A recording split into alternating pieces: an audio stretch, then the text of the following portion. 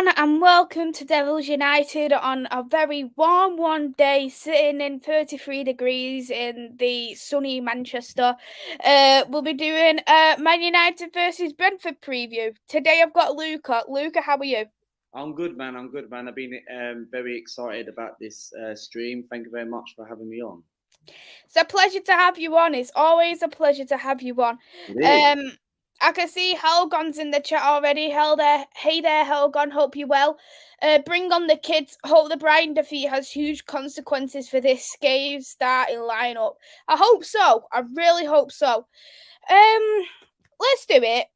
I'm gonna give you a free hit on Manchester United. Go and say exactly what you think of Manchester United right now.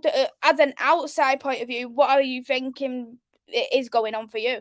Well, I'm loving it, but the thing is, I don't want to get too carried away because you lot might actually win the Europa League, and that could actually come back and bite us because you lot are Manchester United and you're capable of doing stuff like that. But no, I think it's not good for you lot.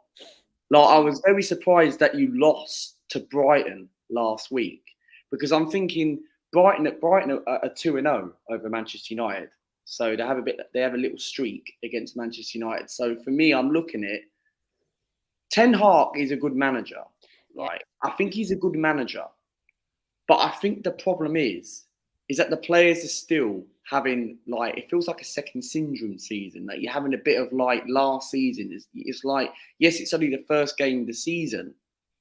Teams are going to look. We lost our first 3 games of the season. We almost got top 4, but we bottled it in the last season. But I'm saying is that Ten Hag's a good manager. But I think the problem with Manchester United is that they are affected from last season. Of course, higher up, the owner, the board don't play. I look at your transfer market, and I'm thinking, come on, mate, you're Manchester United. Do you want to know how much of a net spend we have? So, what our net spend is in this transfer window? 44 million is our net spend for this transfer window.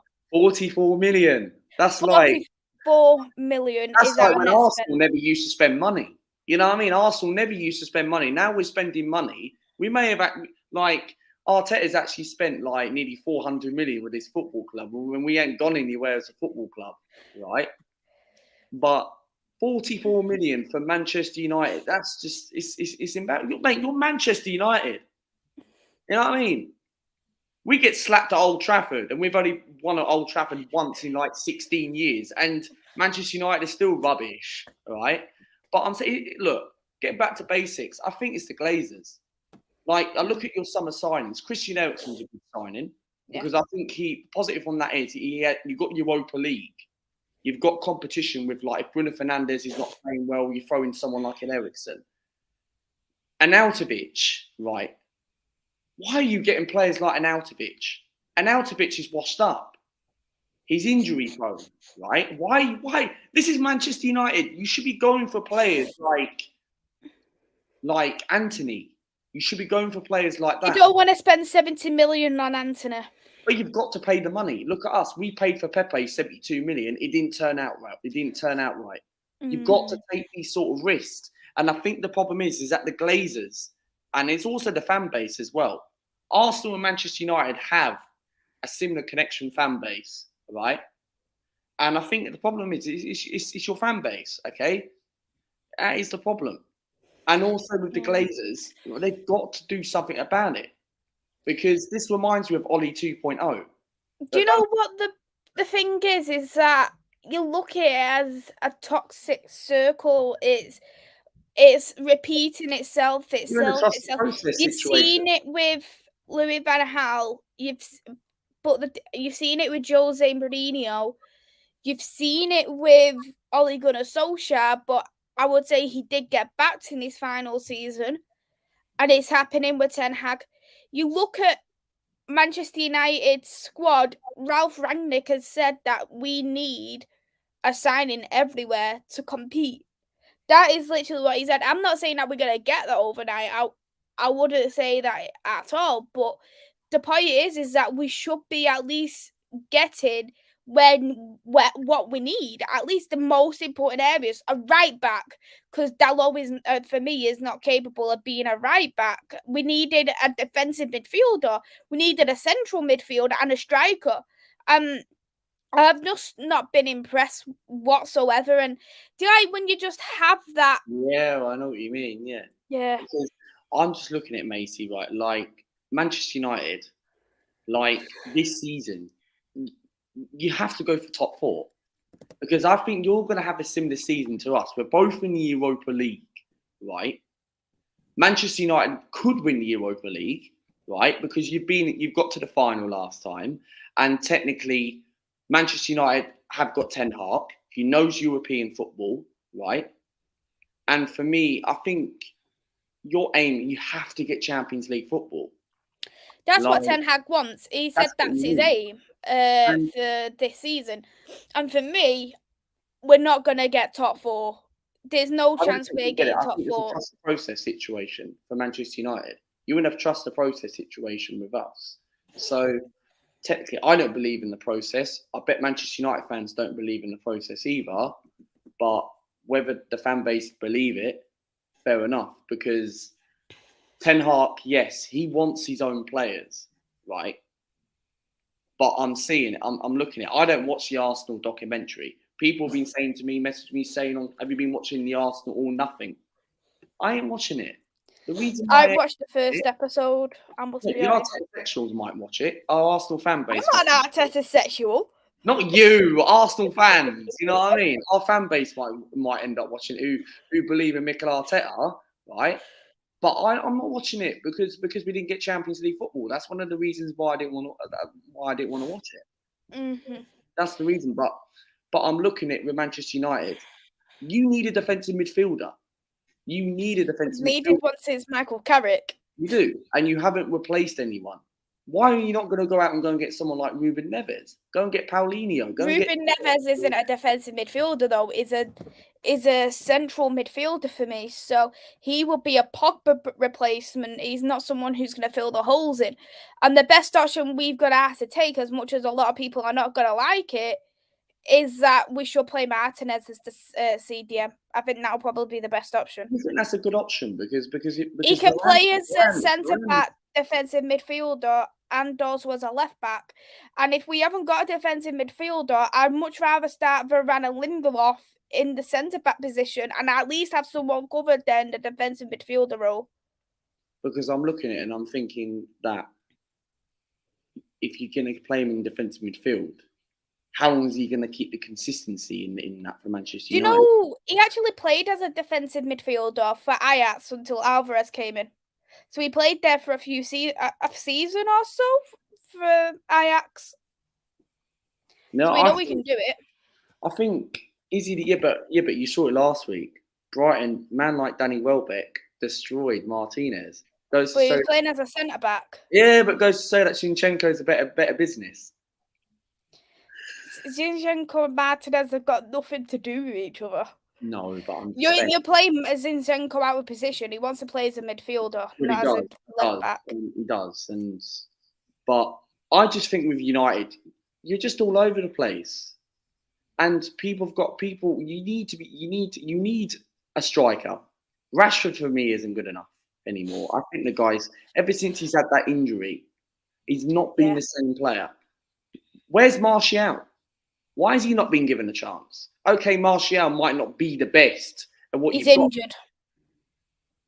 That goes to show then. So for me, you haven't really got much depth. Like, would you have kept Edinson Cavani for another year? Probably not. He didn't want to be here. No. If he said that I want to stay at Manchester United, I'd have happily kept Edinson Cavani for a further year. But the problem was with Edinson Cavani is that he in 2 seasons, he had a season's worth of injuries. And that is a lot of games to be injured in 2 seasons. As much as I love the guy, as much as I think what he'd done when he was in a Manchester United shirt was great, he's not a great option to have. And for me, Anthony Martial is the better option. He's rapid. he can play both as a winger and a striker, and he suits Ten Hag in terms of the press. But you say that, but the thing is, like, I understand that. Like, when Cavani was at Manchester United, he was a game changer, and for me, like, United needs someone. Like, how do I describe? There's not many strikers out there you can actually think that realistic you can go and get. Like Martinez from Inter, I take. Yeah, but would he want to come to Manchester United? The thing is how much we'd be spending on him. We'd be easily spending 100 mil on him. Because you're one of those clubs where, you know what? Yes, you've had a terrible transfer window, but over the years you've brought these players in, and you're Manchester United. And for me, you could spend all this money, whatever you want, depending what the players are, depending how you've got to get this system right. And Ten Hag's got to buy players that's actually going to fit his system. That's the thing. Like, if Manchester United want to go and get Martinez from Inter Milan, you can capable of doing that. It's down to the player whether he wants to come. Because Inter Milan. Of course, you want players who want to play for the club, and it's obviously not to show if he wants to come or not. But if say for example he wanted to come, I'd be happy to take him. He'd be probably my number one choice. In my personal opinion, I know probably the chat would have something a lot different, which the comments I'll go to in a moment. I'd either take Christopher from Leipzig, but he plays more as a 10 role at Leipzig. He doesn't play as a striker. I know he can play as a striker, but he plays more of the Bruno Fernandes role. Would be a very, very good shout. He is someone where I think Manchester United should have a look. You need to go for these type of players. That's what you've got to do. You've got to scout these sort of players. You look what Liverpool are doing. This might have nothing to do with Liverpool, but you look at what Liverpool have done, right? They bought all these players like Andy Robinson, right? Yeah. That's what we got to do. That's what Manchester United got to do. You've got to do the Liverpool. Did you say we like Manchester United or we as an Arsenal? Arsenal, all about Mace. That's going to get clipped. 12 minutes and 42 seconds. But no. I just think with United, I think you're not in a good transfer window, in my opinion. Like this isn't Manchester United, and for me, like, you've got to give Ten Hag time.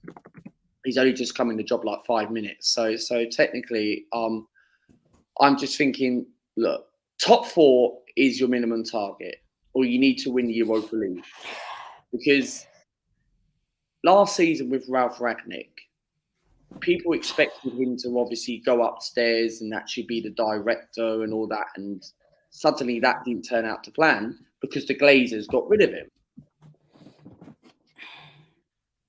So I'm just looking at it, and Bath Time says, how much would you give Arteta? Oh, here we go.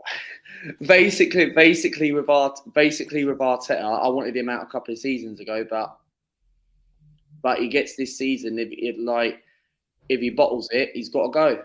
He's got to go. And for me, Arteta's out the transfer market, I'll rate so far 5 out of 10 for Arsenal. Yeah. Shall we have a look at the comments and then we'll look at Brentford's side? Good evening to you, Dara. I hope you're well.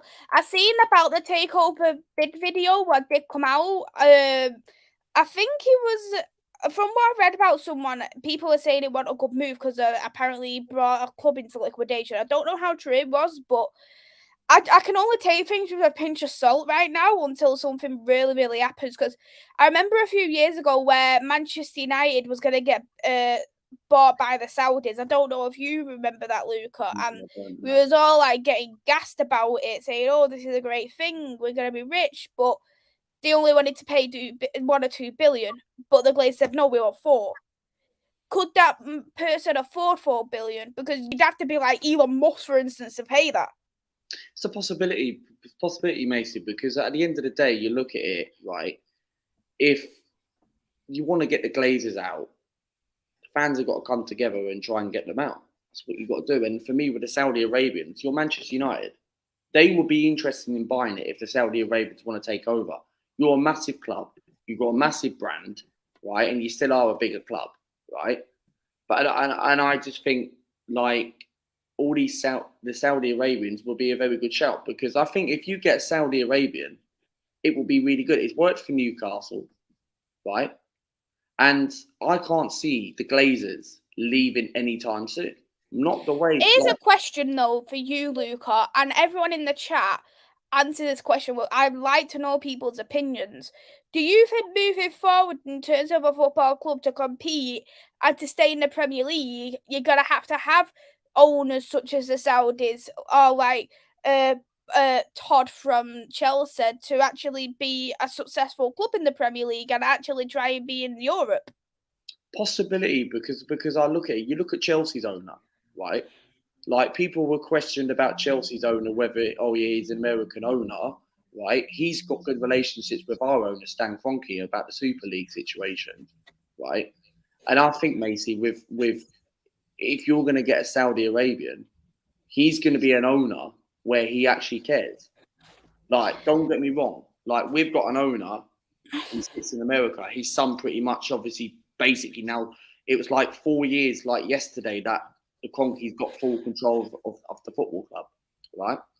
So I'm looking at him thinking Josh actually does more of the ownership, and I'm just looking at it like with Chelsea's owner and like the Glazers and the Chelsea owner and Kroenkes, they all want this Super League situation, and I don't want that to happen as fans. We want normal football, and with Manchester United, like whether this Saudi Arabian is going to happen. Do you think this Saudi Arabian is going to happen, Maisy? For who? Like for you lot, do you think you will get a Saudi Arabian owner? Like, unless they're happy to spend $4 billion, yes. But you look at the Saudis when they purchase clubs, they do it for a very cheap price. They wouldn't have got City for billions. They would have got them in the 100,000s, and I think they got Newcastle very, very cheaply. So they're gonna look at clubs buying them for 100,000 to make it into an investment for the long term future, and then get their club from being for instance 500 million to 2 billion, for instance. It's an investment issue, that it's an investment offer there for the Saudis, because think about how much Man City was worth then compared to now. They'd be easily worth 2-3 billion. Yeah, but depending if you're going to pay for it, that's the thing, because you're a bigger club than Man City, and Bathtime makes a very good comment. He says we cannot have Saudi Arabian money in our club. It's against socialising principle I've built, and we'll never be Man United. I agree. Yeah, but the thing is, which owner are you going to get in though? That's the thing, because I would love someone like that. Our owner doesn't spend no money. That's hence why we burnt Highbury and ended up, and we thought that we were going to move to the Emirates to compete with the best, but we clearly haven't. So for me, Manchester United have actually kept their ground. They had Old Trafford before we moved from Highbury to the Emirates. And look at the Manchester United. When we left Highbury, Manchester United were the best team in the world. Mm-hmm. And now Manchester United are just in a completely 10, 12, 15 years later, Manchester United are in a different planet. So the thing is, like, I think a Saudi Arabian, like, I know everyone starts their opinion, I get that, but I just think an owner like that will be good, because if you think about it, Newcastle fans got gassed over Saudi Arabian. And they're in a bit of a process. They've got the right manager that's doing very well for Eddie Howe, right? And I know, man, it's going to take time for them to actually be up there for Man City. It's a 5-year project. And if Manchester United do get someone like that, and I know you might say, would you probably wouldn't obviously want to take a Saudi Arabia owner, because you look at Chelsea's owner. People were questioning about he's American owner. Is he going to? He's not going to be good, because look at Manchester United, look at Liverpool. They don't. I know Ravi's going to probably disagree, but people say Liverpool's owner don't spend money. He only spends money if they sell. They don't put that massive investments into it. I don't know if Ravi's going to agree who's there, but that's what they'll say about American owners.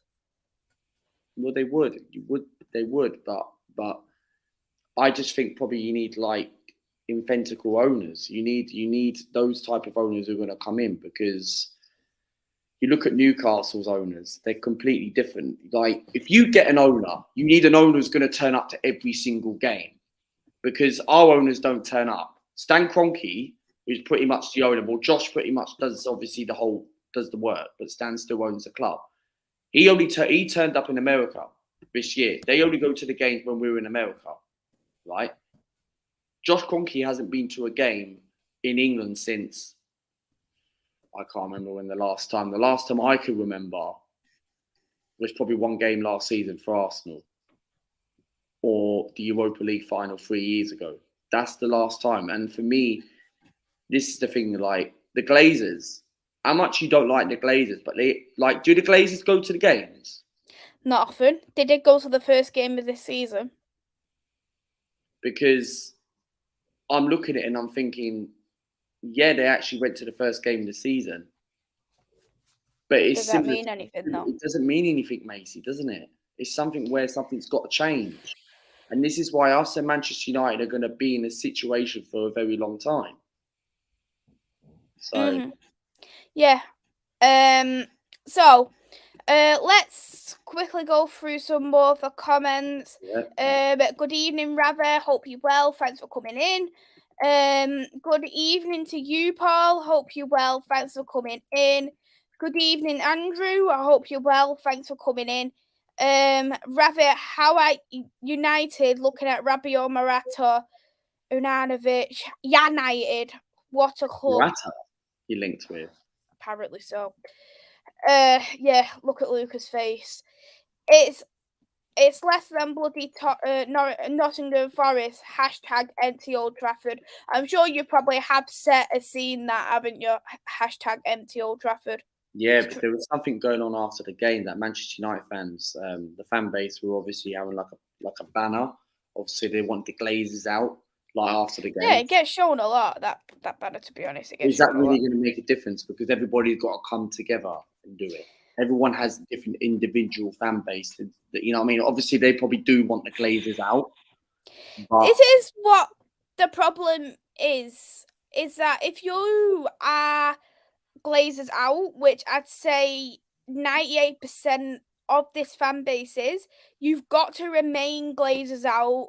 If it doesn't matter what the situation is, if you're out, you're out. You can't flip-flop depending on the transfer window, depending on the ESL, depending on where we are in the league.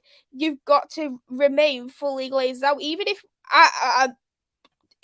we went and won 3 trophies this season. We're not going to, but say if we do, we can't automatically say, oh, let's give the Glazers the benefit of the doubt. Last season when we signed Cristiano Ronaldo, I was seeing posts off United fans saying, I'm going to give the Glazers the benefit of the doubt because he brought our star boy home. Yeah, but you can't give anyone an owner. It's like for Arsenal, right? We signed Gabriel Jesus. We may have spent money, right? I'm still not going to give Stan Kroenke and Josh Kroenke effort, because at the end of the day, right, what have they done over the whole 4 years since they've actually taken over this full ownership? They haven't done anything. Yeah, we've got, there's credit, obviously. Yeah, they've actually obviously spent money, but where have we finished? 8th, 5th. This is the problem. Like, both Arsenal and Manchester United have got to raise the standards if you want to improve as a football club. And I think people might say, oh yeah, like what you just touched on is absolutely spot on, Macy's, like with the whole transfer situation, the ESL and all that. But I think the main problem is fan base. I genuinely think it is. Because look, last year, I think it was, during COVID, I can't remember, or after COVID, right? You lot went into the stadium. Manchester United fans. That was at the ESL outbreak. It happened. Yeah, but we don't do that. We don't do that. The only time we had a proper fan base, proper protest, was the Arsene the Wenger out thing. Why don't we not do that anymore? It's because everybody has a love. That's what I mean. That's the thing. This is what I mean, is that if you are gonna stick to your views, you've got to say a view, you've got to stick by that. If you want your owners out, you've got to stick by that. Not only when the transfer window's on because you're not satisfied, or not when you're first in the Premier League, for instance. You've still got to stick by that regardless. That's my opinion, of course, but Let's go through some more comments. Dara said, Ralph said we needed 10, 11 players. They sacked him. Exactly. Good evening, Ron. I hope you're well. Great to see you've got a Brentford expert today. Yeah, Luca supports a London club, and it was the closest I was going to get. We're at half time, and we've got Brentford next month. Dara said United will finish 9th. Not that far. I don't know. You know what, Dara? I couldn't be surprised. I really couldn't. Hashtag empty Old Trafford versus Liverpool. It's happening. Vaughn said Ten Hag has a better CD than Arteta. It's far easier to trust him in the process. Andrew, I don't think so on Martinez. Our biggest problem as a CDM is that we haven't got anyone to pick the ball up from the keeper or defence. Martinez doesn't seem to be quick enough to handle the press. It's also said that Zinchenko was a better signer than Martinez in his opinion. Good evening to Torsen. I hope you're well. They have Ericsson or Fernandez who are decent options in the number 10 role, but still not the level required. Fernandez had one decent season. He's had more than one decent season. He's had 2 for me. I know he was poor last season, but for me, maybe Bruno might be more beneficial as the 8. I still think there's a player in there. Yeah, there definitely still is a player there, but I do think he does need to buckle his ideas up, just like a lot of the players do. It's a World Cup year, and I know even if it doesn't matter as a World Cup year, he's definitely going to be Portugal's main midfield because Bruno Fernandes. If you take Bruno Fernandes out of that equation, who's going to go into that Portuguese team? Paulinho, anyone like that? That's the remain to be seen. So, I knew you'd mention Paulinho. Oh, yay! He's better than Bruno Fernandes on current form. Paulinho. You're getting me into an excited person right now. Talk about Paulinho. Hey there to Shumman. I hope you're well. Dara said bring back Shinkario. You know what? I would. I really would. Helgon said Martial tore up in pre-season, then got injured. Exactly. From playing nothing to playing a lot doesn't help. Hey there, Rich. I hope you're well. Thanks for coming into the chat. Dara said, I think we'll write off this season. I said that before the season started, we'd write it off. Develop young players, start working on signings next season, give it a proper go. Garnacho makes a very good comment. He makes a very good comment. That's something where you look at Chelsea, right? It goes to show that they've signed, they might have wasted a little bit of money on that Aston Villa youngster, right? But saying that, it might not be a bad thing because you look at the at least they've got passion. Yeah, and they've got so many academy players, hence why they had a transfer ban a few years ago. But Manchester United need to do something like that. You've got to give the players development. Yeah, people might question, say, oh, there's lack of experience. Arsenal have probably got the youngest team in the league, but was very close of getting top 4, right?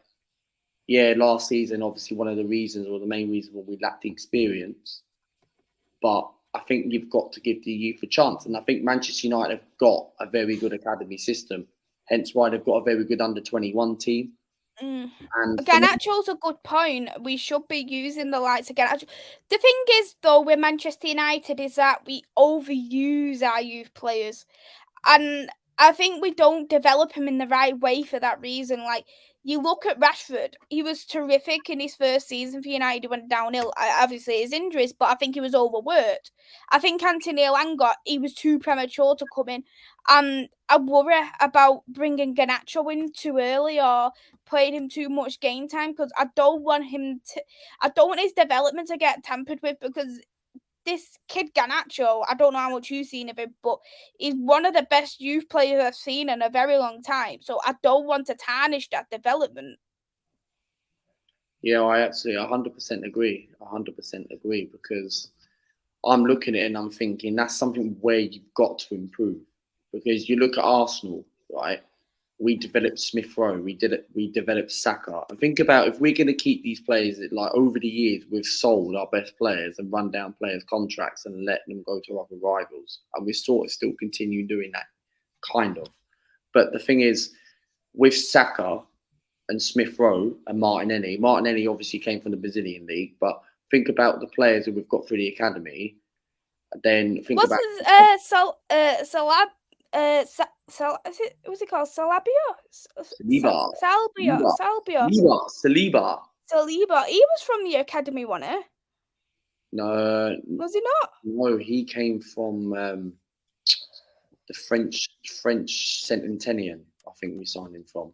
And then he went out on loan for like 3 years, played one friendly match, and then ended up coming back and then went to Marseille and got French Younger Player of the Year. And then he is obviously back at Arsenal. I think Saliba's been quality for us. Like, it's going to be interesting what he does against, because obviously we've got Manchester United coming up in about 3 weeks. So that should be fun. And then Chelsea, Liverpool. Yeah, we'll win that. Chelsea, Liverpool, Man City. It's going to be interesting if Saliba is going to step up. And it looks like Saliba's actually done it. We played Crystal Palace last week. Always a difficult place to go to. We don't have a good record there, and we got the job done. And Saliba was fantastic in that game. And I said it in my post-reaction straight after the game. And Saliba was brilliant. And I think he's had a very good season. And I think going back what we touched on about Manchester United's youth, you've got to give other players like that. You've got to give them another But not too much for me. No. Because think about it, Rashford turned up against Arsenal in his first season. Against Arsenal, Aston Villa. He only came through because of injuries. If he didn't have injuries, we wouldn't have seen Rashford for a while. No, that's the thing. And what I will say is to that, ever since he picked up that injury, he's not been the same player. For me, does Rashford have a second chance at Manchester United? Is anyone? He's only got 1 year left. So if he doesn't book up his ideas, he's gone on a free. I think, yeah, but you're not getting any money for PSG's bidded for him. Why would PSG want him? Squad depth, backup. PSG. The problem with PSG is they don't have squad depth. That's what they don't have. You look at their bench; it's not good. So Rashford could be an idea for you lot to go in. Is he going to get first team? Of course he isn't. He's going to play second fiddle. He ain't going to get in with Neymar, Mbappe, Messi. They're 10 times better than Rashford. Yeah. Hey there, Reese, who's in the chat. An owner that gives a crap is fine. Doesn't matter where they're from. I agree. Hope you're well. Vaughn has said Luca wants a loaded Delia Smith. Delia Smith? Are you? This isn't the 90s. And Kesse is a free agent. I'd absolutely love Kesse, but Kesse is not going to come United, and I'm just going to make that straight up in case people have ideas. We've been linked with Kesse, right? Depending if he's going to get, I still think he will get registered, right? It'd be interesting. Like, I would be very surprised and not surprised if he gets released on the free. But do you think Kesse would be a good signing for Arsenal? Kesse won't come to Arsenal. How do you know that?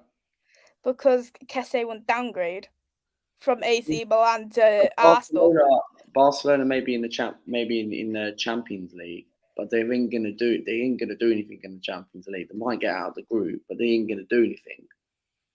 I think. Oh, Barcelona won't do out. They'll get nothing to Europa League, depending who they've got in the group. But I think Kesse is a terrific signing for whoever. But I would. If we got Kesse, I would be shocked, but I don't think we will. Because in January, that was Manchester United's opportunity to sign a pre-contract agreement with him, but we didn't. He will be a fantastic signing for you lot. He's a better upgrade, right? Is he better than Paul Pogba? That's to remain to be seen. Kesse plays a defensive midfielder. Yeah, but is he better than Pogba, though? Pogba plays as a central midfielder. They're playing 2 different positions. Yeah, but is he better than what he got? 100%. I think Kessie. Is that hard? I think no, of course not. But I think Kessie is a smart signing. I agree. He had a very good season for AC Milan. He got them into the Champions League. It was we've been linked with Sandro Tonali. I think he's a quality player, like Sandro Tonali. Yeah, the only issue I have with him is his price tag. 45 million. That's a bit overpriced. But I'm guessing it might actually be worth it at the end of the day. I think. What do you think of Sandro Tonali? I think he's quality. Don't know much about him to comment if you want me to be honest. He watches AC Milan. So I don't watch the Italian league, so I couldn't comment.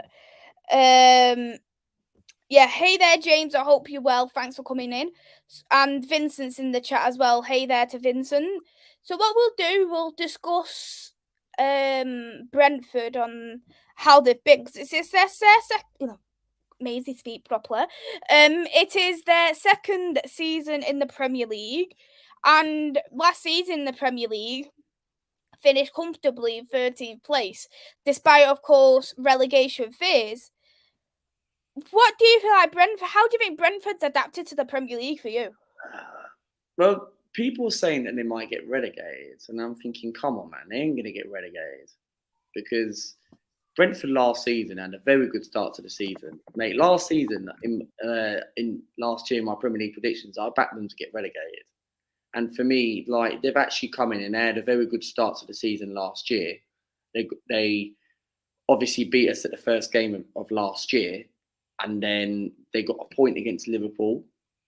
And Brentford done very well. And I think yes, it's disappointing that they got rid of Christian Eriksen. They signed a Denmark player the other day, right? Damsgaard.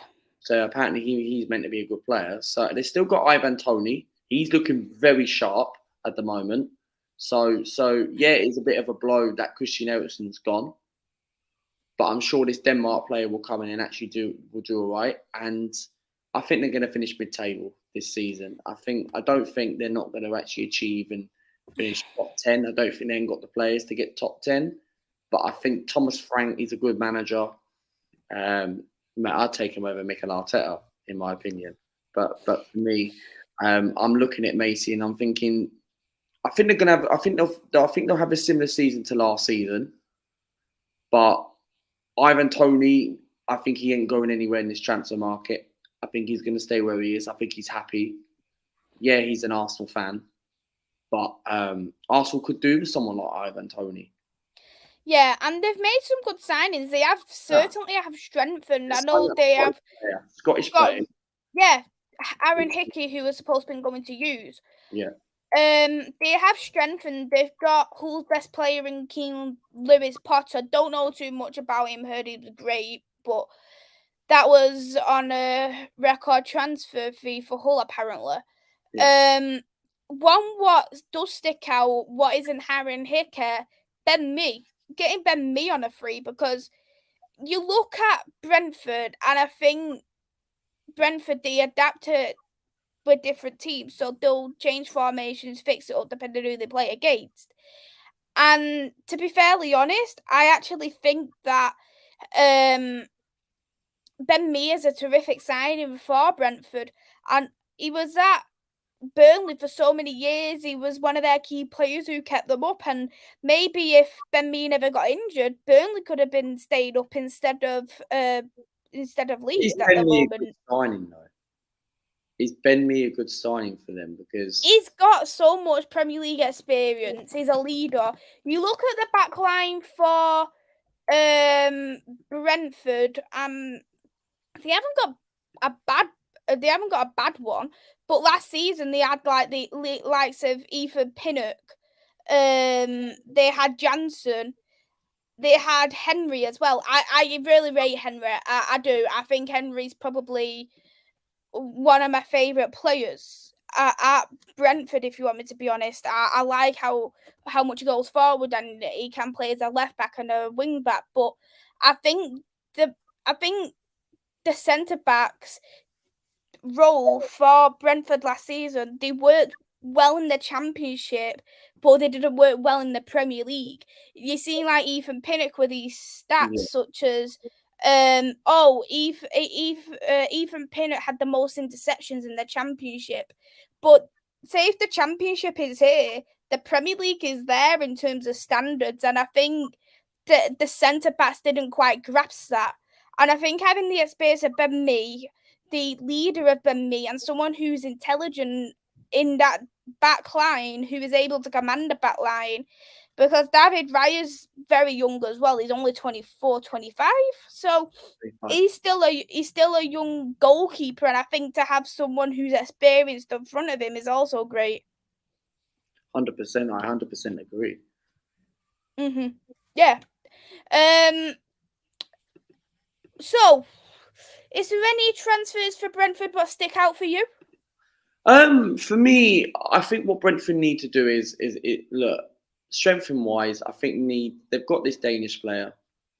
Let's see what he's good about. For me, they've got Hickey in. That's a very good prospect for the future. I think depending if Ivan Toney's going to live in this transfer market, what is it like 3 weeks until the window closes? I don't think he ain't going anywhere this season.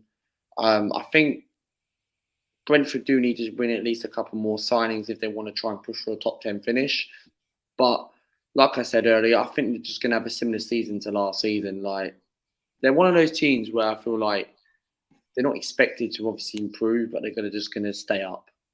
To put it that way, you know what I mean? It's like teams like you see the mid-table clubs like Brighton. Brighton improved very well last season, and I'm looking at it and I'm thinking like these sort of teams, they kind of expected where they might improve a bit, but they're not really going to expect where they actually want to be. Like, do you class Brentford the top 10 side or Conference League?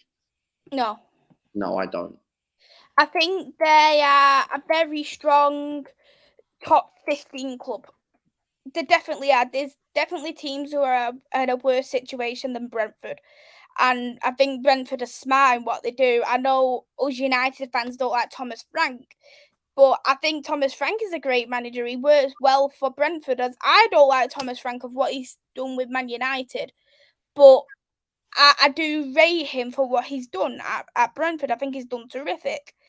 Yeah, I think they're a very strong top 15 side, and will they ever get into Europe? Maybe if there was loads of injuries somewhere and then they miraculously get there. Like when you see Burnley got into Europa League that one season and you see Wolves. It'd be like a kind of game like that, but there's too many strong teams now in the Premier League compared to them because Newcastle's strengthening you. Arsenal are still spending a lot of money. There's still Chelsea, Tottenham strengthened a lot. You've seen Man City, Liverpool. Well, West Ham are a much better side than what they was back then as well, and Leicester are on and off too. 100%, 100% agree. Yeah. For you as well, what did you reckon about Brentford's game against Leicester?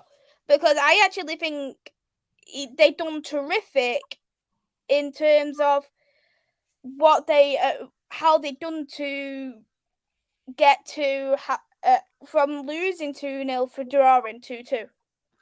I think it's very good that they made a comeback. I watched the highlights. You've seen they've done it. They've done it against Liverpool last season. Brentford have got players who can do that, and I think it's very good that they managed to get a decent point at Leicester. Leicester's always a difficult place to go to. We've got them this weekend, so I think it's decent for Brentford. Thomas Frank knows how to organise very well. You know what I mean? There's like periods, and what I like about mid-table clubs like that is that they're very good at organising very well. And for me, I'm looking at it as a perspective. I'm thinking Brentford coming back from 2-0 down to get a decent point is very good. And man like Ivan Toney are actually flipping killing it for Brentford. And I think they're going to finish. I think, like you touched on Maisy earlier, I think they're going to be finished around top 14, top 15. And Brentford obviously got Manchester United next. I'm sure you lot are actually probably favourites to win the game. But no, Manchester United fans might not be confident going into this game. Yeah, I agree with Vincent here as well. Brentford are one of them teams you've got to watch just to Arsenal whoops. Love it, Vincent. Absolutely love it. Question, Maisy, how long do you give these players in Ten Hag? I've got faith in Ten Hag, but it's about what he can do with broken material at the end of the day. And if you want me to be honest, I wouldn't be surprised if Ten Hag walks because he's not getting what he's asked. What he's said what he wanted at Manchester United, he's not getting it. He'd walk. He's like that kind of person. So I've got a question on that. Go on. Yeah, Ravy, you make a very good comment. Highlight the comment of this channel. Yeah, highlight the comment. Right, basically, what I'm saying is that you make a very good point. Is because if you're saying right, Ten Hag's going to walk. I think he would at the moment.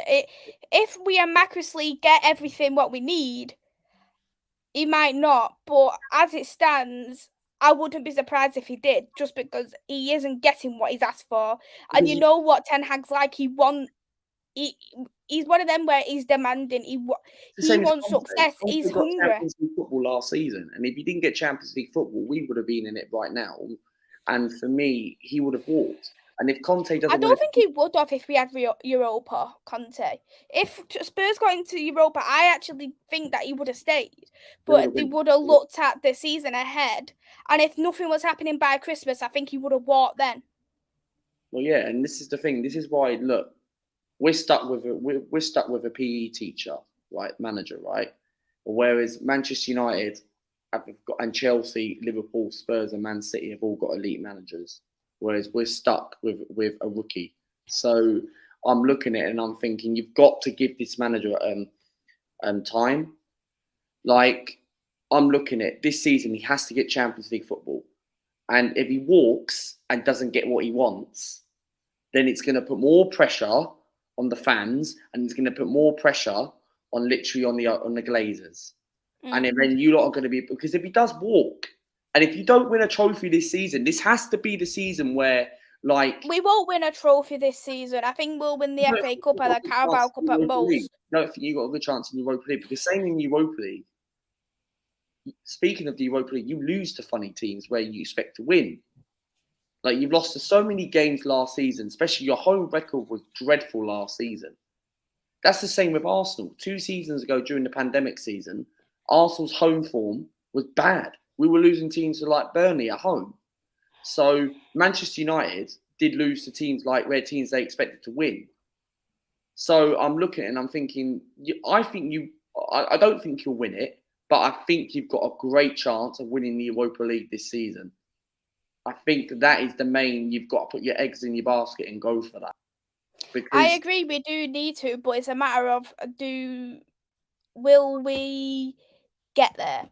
Will we do it? We've got, with the squad, what we've got, we managed to get into the final under Ollie, but the point is that does the players want to do it? Do they want to perform for Erik ten Hag? Yeah, but they've got to anyway, because the thing is, Ronaldo doesn't want to be there. It's looking like Ronaldo's going to stay. Because think about it, Manchester United got Ronaldo right in the last minute, and there's still 3 weeks to the transfer market closes. Is Ronaldo going to leave? I think he's going to stay now. I genuinely think he's going to stay. I think he's going to stay. There's no way he'll walk. I think next year he'll be a free agent. Well, of course. I hope he's on that. And you've got Cristiano Ronaldo, a free agent for a 38-year-old next year. You're thinking anyone can snap him up? Well, if people wanted to snap him up like he wants to leave now, why no Champions League clubs when they snatch him up like he wants to go to? Because he's never played in the Europa League before. And does he want to be in that competition? So surely he has to leave this summer. Because if he doesn't want to play, he's never played in the Europa League in his life. He's always played in the biggest competition, domestic competitions. And surely, do you think Ronaldo will leave in this summer? Because for me, there is still 3 weeks to the transfer market. Where is he going to go? He ain't going to go Chelsea. Because Chelsea probably going to snap Aubameyang up. Whereas no Champions League club will go for Cristiano Ronaldo, and that's a fact. I can't see no Champions League club going for him. The only one who was open was Sporting, but they only wanted him on a loan deal because they couldn't afford his wages. Because they're not going to win. He said he wants to go to a Champions League club that can compete. But you look at that and think, Bayern Munich doesn't want him. Real Madrid doesn't want him back. Atletico Madrid doesn't want him. Barcelona doesn't want him. Chelsea's rejected him because Tuchel didn't want him. Man City wouldn't go for him.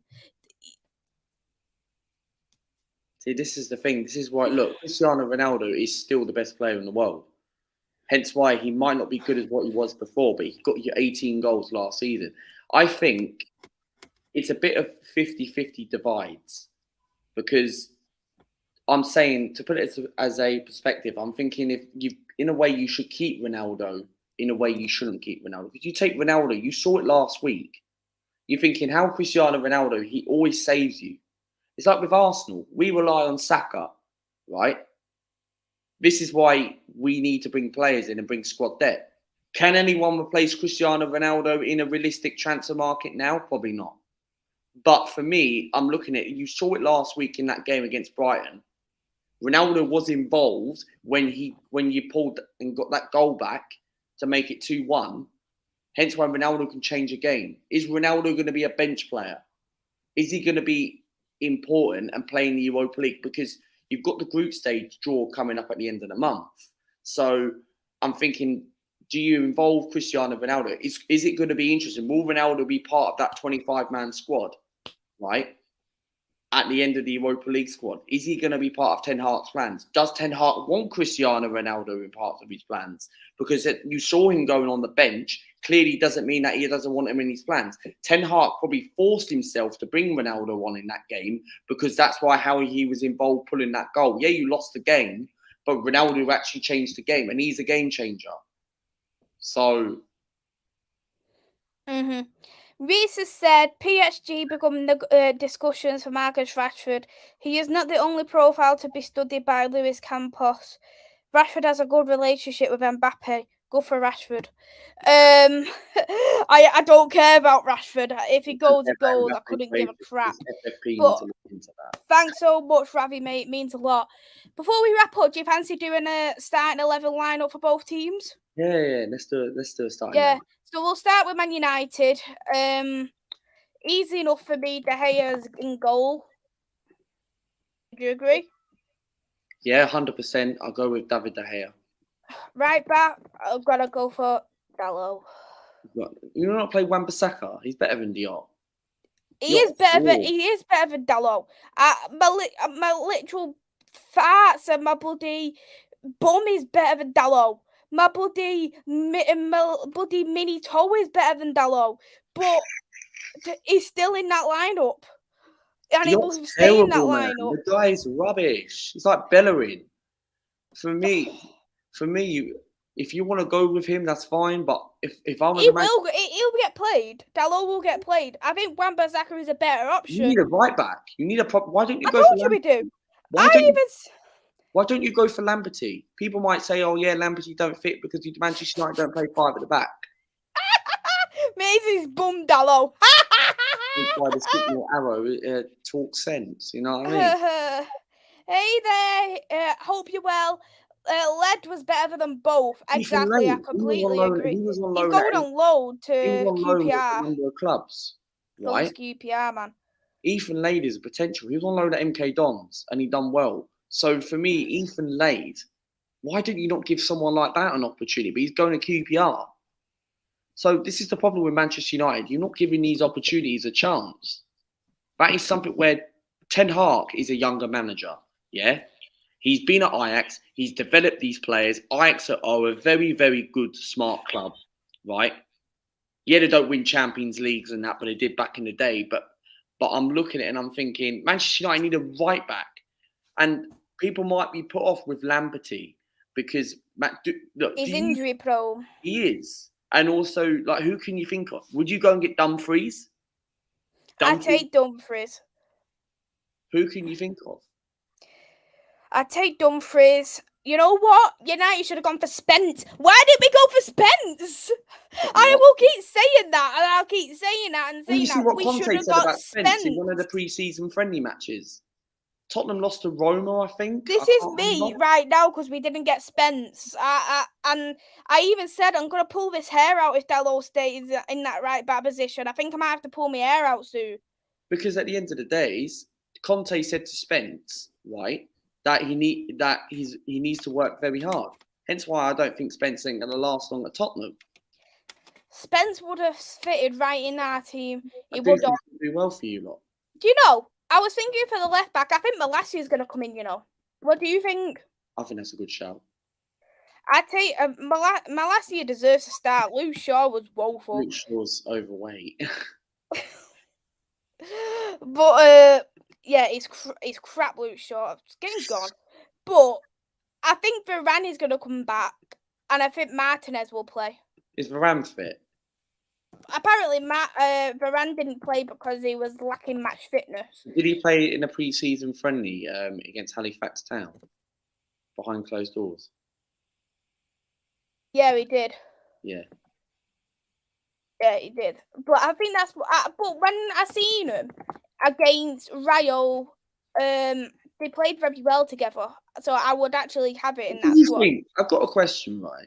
Do you think Varane and Martinez looks promising as a very good partnership? Would that actually make you a better? It works. It works because I've seen it. I've seen it with my own 2 eyes. Literally 3 rows from the front. I've seen it myself with my own eyes. Yeah. Oh, yeah. You know what? I was looking at the defensive midfielder role. I think McFreddy's going to stay. But personally, what I would do, as much as I think McFred will stay, I would actually do this. I would have Fred in the pivot alongside Fernandez. I think that is the better option, and I wouldn't mind trying it. Good shout. It's a good shout. But I think it's going to be... Oh, the hell. I'm trying to think of his name then. Scott McTominay. But I think that's going to happen. Yeah, I think if you play that lineup against Brentford, it looks a bit concerning. You know what I mean? Because you could potentially lose that game, whereas that will put more damage. Like, I don't know, Scott McTominay and Fred could put a decent shift, which you've got to praise them. Like, for me, Arsenal have got players where I don't rate sometimes, and they put in a good shift. I don't rate Granit Xhaka, but Xhaka actually puts in a good shift, and I'll back him on the day. Whereas Fred and Scott McTominay, that's not going to work. I think Ten Hag does need to change. Or could they do this? What Barnes mentioned in the chat is remove Fred and put Fernandez there. That's a good shout. Because, well, for me, I'd play Fred and Bruno Fernandes. I think Scott McTominay's trash. I'd play Iqbal. I really would. I would play Iqbal. Hey there, Brush. Hope you're well. What I'm going to do, I'm going to stick with McFred because that's going to happen anyway because everyone seems to love him to death. Doing a toxic relationship, crap with each other, even crap without each other. So. Yeah, but Scott McTominay's not that good. I know he's not that good. I've been saying it for years. Scott McTominay is not good enough. Fred and Bruno together, who's going to help out the fence? Probably most likely be Fred, but I have a question about that. You make a very good point. Whoever said that, James in the comments. James a flatbrush, but I agree. Do you obviously look at it and think like, do you feel a bit guilty getting rid of Paul Pogba, or do you think it's a good thing? We should have got rid of him ages ago. Because Pogba on his day is probably your best out of the bunch. No.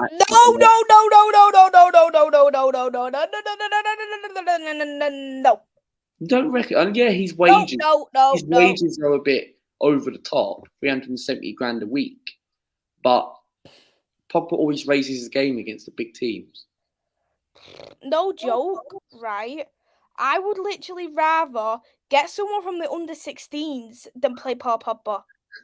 Hence why I go and watch the Manchester United under-21s. You know what I mean? Pogba is a waste of space, and I'm glad we got rid of him. I really am. I'm guessing it was the right thing to get rid of him. Dana is another one as well, but even so, if we was to do it, we could even do... This isn't going to happen. Donny van de Beek. Reese has made a very good comment. What's the comment? He's made a very good comment about Donny van de Beek. That is a very good shout. Because I know Martinez and Varane, you've seen it in your own eyes. Obviously, that's the best partnership. But if you take Martinez out, is there really... You don't really want to play Harry Maguire in that game because Harry Maguire is rubbish. So would you rather play Donny van de Beek, Martinez and Eriksen? You throw Martinez... You know, I think this is going to be the lineup what I think is going to happen. I'm going to say Fred and Scott is going to be playing. I think Bruno is going to get dropped. Is Martial... Can tell me someone if Martial is back, just so I know. Have a look. Because... And then I think... Martial. Let's have a look. Martial injury. I need to know if Martial's is expected Martial back. expecting return date. When's his return date? Return date. Let's have a look. Anthony Martial. Speaking on August the 7th, Ten Hag said it's difficult how long he's injured. We have to wait until tomorrow, but we have 1 week until the next game. That's what it says. Bloody hell. This isn't good. So basically, he probably could be 6 weeks out. 6 weeks he's out. So this is what it's going to be. Yeah. You don't think Ronaldo should play? Ronaldo won't play. I don't think Ten Hag wants to use him, but I genuinely think that's going to be our lineup. Give Lago a chance. Langa. Alanga's pants. So Rashford, but they're both pants. People were talking about him last season. I like him, but he's not ready for that first team. He needs a loan. Where's he going to go? Championship, League One? I'd put him in a Championship. I'd put him in the Championship. But yeah, that's what I think our lineup's going to be. Or they could do it the other way around. For instance, they could do it like this. But do you know what I would like to do? This is what I like.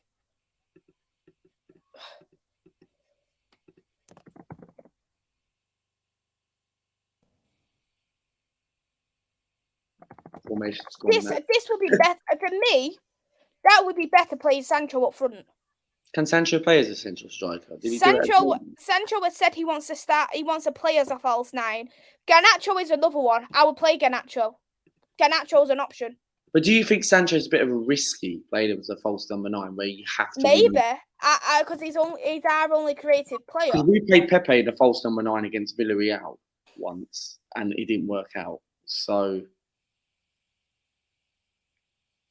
Garnacho doesn't have his own thingamajig, so I can't add him on.